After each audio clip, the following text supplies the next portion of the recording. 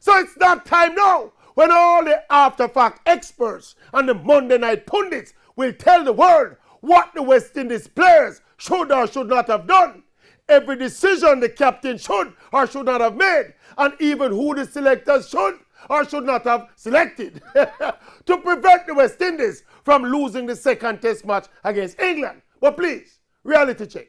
Because some people are going like, because we win the first test, we turn the corner and reach back, going on the glory days of the 80s and 90s.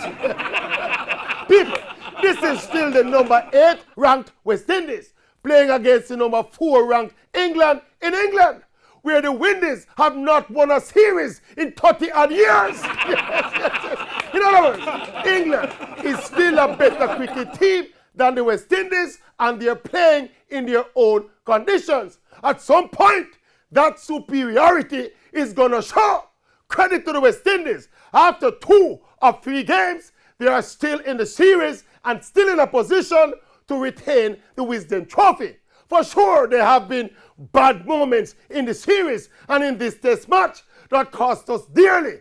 Some wayward bowling, some dropped catches, and some indiscretions at the batting crease. But we could say the same for England. Yes. And that is why the series is at 1-1. Now look, nobody calls West Indies like me, but not this time. Them a fight and them a compete. So looking forward to the now deciding third test, you know what me I say? Rally. Rally. Rally. Rally. Rally. Rally.